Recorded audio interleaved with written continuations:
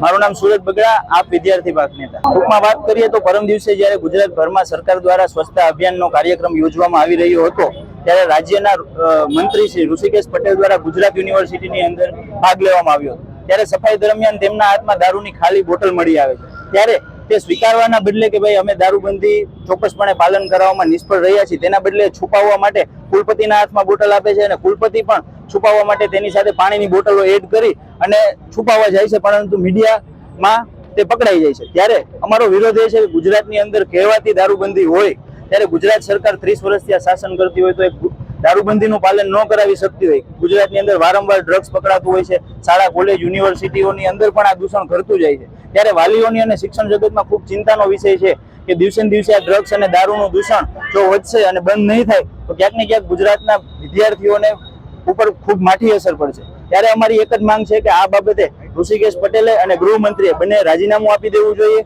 અને ચોક્કસ એની જવાબદારી સ્વીકારવી જોઈએ। સાંજ સમાચાર ફેસબુક પેજને લાઇક કરો, વિડીયો શેર કરો અને વધુ વિગતવાર સમાચાર માટે sanssamachar.net વિઝિટ કરો।